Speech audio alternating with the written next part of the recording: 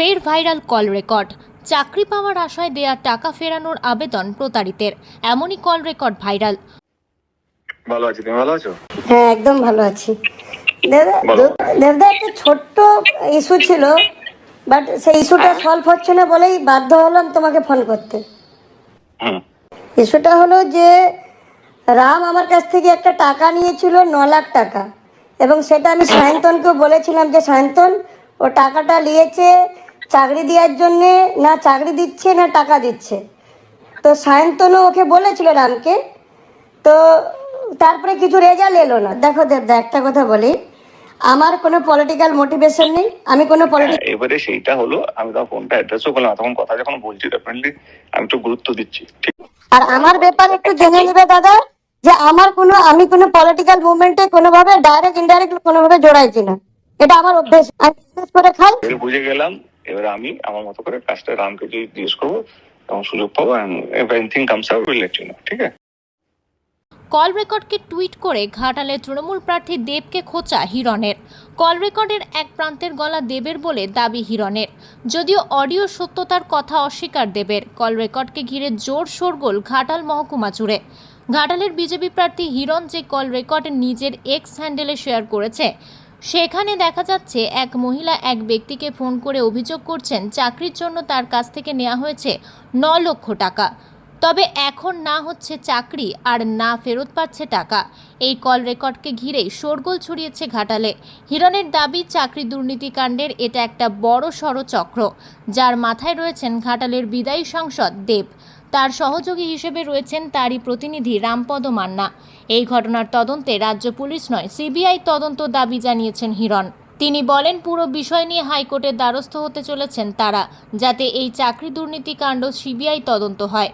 না দেখুন, এই যে এতদিন ধরে যে অভিযোগগুলো আসছিল এবং উনি অস্বীকার করছিলেন যে উনি কিছু জানেন না, আমি যে অডিওটা ভাইরাল হয়েছে, যে অডিওটা আমি পেয়েছিলাম, সেই অডিওটা ভাইরাল অডিওটাকে আমি পোস্ট করেছি, যেখানে উনি নিজে বলছেন, আশ্বস্ত করছেন প্রার্থী বা যাকে হোক, যে না কোনো চিন্তা করো না, আমি নিশ্চয়ই রামকে জিজ্ঞেস করবো। একদম পরিষ্কার বলছেন যে আমি রামকে জিজ্ঞেস করব কি হয়েছে, আপনার সঙ্গে কত টাকা তুলেছে, এবং আমি চেষ্টা করব আপনাকে জানানোর। তার মানে উনি পুরোটা জানতেন, এবং উনি জানতেন বলেই তবে উনি এই প্রশ্নের উত্তর দিচ্ছেন যে আমি রামকে জিজ্ঞেস করব। এবং ওনার যে সেক্রেটারি সায়ন্তন, তাকেও এই ফোন করেছে, সায়ন্তন বাবুও বলছেন যে হ্যাঁ আমি সাংসদকে জানিয়েছি, সাংসদকে জানাবো, এবং আমিও চেষ্টা করছি আপনার হয় চাকরি বা টাকাটা ফেরত দেওয়ার। তাহলে এই যে পুরো র্যাকেটটা, মানে ওনার কলকাতার পিএ সায়ন্তন, এখানকার পিএ রামপদ, এবং ওনার নির্দেশে যে পুরো র্যাকেটটা কাজ করছে, চাকরি বিক্রি করার যে র্যাকেট, গরিব মানুষের কাছ থেকে টাকা তুলে মিথ্যে আশ্বাস দিয়ে চাকরির নাম করে যে টাকাটা এত বছর ধরে তুলেছেন, সেইটা সাহস করে আমি 2.5 বছর আগে বলার পরে এখন একজন একজন করে মানুষ আসছেন, তারা অভিযোগ করছে। এরপরে যদি পুলিশ চুপ করে বসে থাকে, আমরা চাইবো যে এটা সিবিআই তদন্ত হোক। আমরা হাইকোর্টেতে চেষ্টা করব আমরা এটা করে পিআইএল ফাইল করার, বা যারা শুভানুধ্যায়ী আছেন তারা পিআইএল ফাইল করুন, যে আমরা চাই তদন্ত হোক। যে বারবার রামপদ মান্না, তার সেক্রেটারি, কলকাতা সেক্রেটারি সায়ন্তন, এখানে সুদীপ বাবু, এখানে শঙ্কর দলি থেকে শুরু করে সবাই একই কথা বলছেন যে এই মাননীয় অভিনেতা সাংসদের নির্দেশে পুরো কাজটা চলছে। তারপরে যদি পুলিশ চুপ করে বসে থাকে, তাহলে তো সিবিআই কে এগিয়ে আসতেই হবে। মানে আপনি বলছেন রাজ্য পুলিশটা কেন্দ্রীয় এজেন্সিকে তদন্ত করা উচিত, না হলে কি করে জানবে? মানে এত হাজার মানুষের জীবন, উনি তো বলছেন 7 কোটি টাকা, কত 100 কোটি টাকা আছে কি করে জানবো আমরা? আমরা তো প্রথমে একটা বিরাট বারুদের একটা ছোট্ট আমরা ধুলিকণা পেয়েছি, তাই না? তো সেখান থেকে যদি না হয়, পুলিশ তো চুপ করে, পুলিশ তো এফআইআরই নেয়নি। চন্দ্রকোনা থানাতে যে পরিবার গিয়েছিল এফআইআর করার জন্য, পুলিশ তো এফআইআরই নেয়নি। তিনি ইমেল করেছেন, তার কোনো জবাব দেয়নি এখনো। তো সিবিআই না এগিয়ে আসলে কে করবে? এই যে সমাজের পিছিয়ে পড়া মানুষ, গরিব মানুষ, তারা কোথায় যাবে বলুন? পুলিশ যদি সাহায্য না করে কোথায় যাবে মানুষ? আমাদের চেষ্টা করতে হবে সিবিআই করিয়ে আসল তদন্তটা করতে।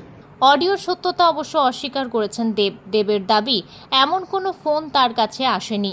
তার আরও দাবি, অনেক কল রেকর্ডকে এডিট করা হয়েছে, মহিলার ভয়েস লাগানো হয়েছে, সবকিছু নিয়েই অ্যাকশন নেওয়া হবে। ওনা পাগল হয়ে গেছে, ও জেতার জন্য ফেক অডিওগুলো ভাইরাল করার চেষ্টা করছে, ও ভাবছে মানুষ এটা বিশ্বাস করবে। আমার কিছু বলার নেই। আর কি দেখে তুমিও বোর হয়ে গেছো, ঘাটাল লোকসভা কেন্দ্রে মানুষ বোর হয়ে গেছে। যত বেশি এরকম করবে তত বেশি লিড হবে বলে আমার মনে হয়, এবং ওকে শুভেচ্ছা। ওর একটা ইলেকশন শেষ হওয়ার পর একটা ডাক্তারকে চিকিৎসা করানো উচিত, সুস্থ মানে ওর মাথাটা সুস্থ নেই, ভুলবার। আমার মনে হয় কি এরকম অসুস্থ মানুষকে পার্লামেন্টে পাঠানোর মানে চেষ্টা করবে না ঘাটাল লোকসভা কেন্দ্রের মানুষকে বলি। আমার মনে হয় কি হিরণকে হিরণের মতন ছেড়ে দেওয়া উচিত। ও আরও অনেক কিছু করবে, যত এক সপ্তাহ বললে তো ওর মাথা আরও কাজ করবে না, এবং যত দিন আসবে তত দিন ওর। অপরদিকে আলোচনার কেন্দ্রবিন্দুতে থাকা রামপদ মান্নাও পুরো বিষয়টি অস্বীকার করেছেন। দেব বলতে হবে, দেবের সঙ্গে কে কথা বলছে? এই আমাকে এসব প্রশ্ন করে কি লাভ? আমি এই প্রশ্ন কি করে উত্তর দেব? দেবের সঙ্গে তুমি বারবার কেন এরকম অভিযোগ করবে? এই উদ্দেশ্যপূর্ণ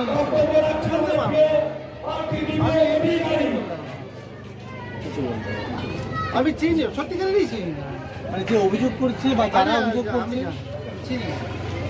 এরকম কোনো চাকরি দেওয়ার বিষয়ের সাথে কি তুমি যুক্ত? কোথাও নিয়ে আসো।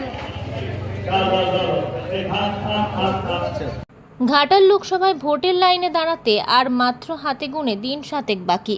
তারই আগে এই কল রেকর্ড শাসক শিবিরের অস্বস্তি যে আরও বাড়াবে তা বলাই বাহুল্য। ভালো আছি, তুমি ভালো আছো? হ্যাঁ, একদম ভালো আছি। দেবদা একটা ছোট্ট ইস্যু ছিল, বাট সেই ইস্যুটা সলভ হচ্ছে না বলেই বাধ্য হলাম তোমাকে ফোন করতে। ইস্যুটা হলো যে রাম আমার কাছ থেকে একটা টাকা নিয়েছিল 9 লাখ টাকা, এবং সেটা আমি সায়ন্তনকে বলেছিলাম যে সায়ন্তন ও টাকাটা নিয়েছে চাকরি দেওয়ার জন্যে, না চাকরি দিচ্ছে না টাকা দিচ্ছে। তো সায়ন্তনও ওকে বলেছিল রামকে, তো তারপরে কিছু রেজাল্ট এলো না। দেখো দেবদা, একটা কথা বলি, আমার কোনো পলিটিক্যাল মোটিভেশন নেই, আমি কোনো এবারে সেইটা হলো, আমি তখন ফোনটা অ্যাড্রেসও করলাম, তখন কথা যখন বলছি ডেফিনেটলি আমি একটু গুরুত্ব দিচ্ছি, ঠিক। আর আমার ব্যাপারে একটু জেনে নেবে দাদা, যে আমি কোনো পলিটিক্যাল মুভমেন্টে কোনোভাবে ডাইরেক্ট ইনডাইরেক্ট কোনোভাবে জড়াইছি না, এটা আমার অভ্যেস, আমি বিশেষ করে খাই। বুঝে গেলাম। এবার আমি আমার মতো করে কাজটা রামকে যদি জিজ্ঞেস করবো এবং সুযোগ পাবো, and if anything comes out will let you know, ঠিক আছে। Jahangir Badshah report, JB news. Marble hub, design your dream house. আমাদের পরিষেবা, আমাদের এখানে সমস্ত মার্বেল ও গ্রানাইট আসে রাজস্থান থেকে। এছাড়াও আমাদের এখানে রয়েছে ইতালিয়ান মার্বেলের সম্ভার। আমাদের কাছে রেক, জনসন এবং বিভিন্ন নামি দামি কোম্পানির টাইলসের বিপুল সম্ভারও রয়েছে। শুধু ভারতীয় ডিজাইন নয়, আমাদের এখানে রয়েছে ইতালিয়ান মার্বেলের সম্ভার। মার্বেলের ঘাঁটি রাজ্য, রাজস্থান থেকে আসা সমস্ত ধরনের মার্বেল ও গ্রানাইট পাওয়ার সেরা ঠিকানা মার্বেল হাব। শুধু মার্বেলই নয়, আমাদের এখানে রয়েছে টাইলসের নামি দামি কোম্পানির বিপুল সম্ভার। তাই আর দেরি নয়, আপনার স্বপ্নের বাড়িকে সাজাতে বিশ্বাসযোগ্য ও আপনার সাধ্যের মধ্যে মূল্য ও উন্নত মানের মার্বেল পাওয়ার একমাত্র ঠিকানা মার্বেল হাব। আজই আসুন আমাদের শোরুমে।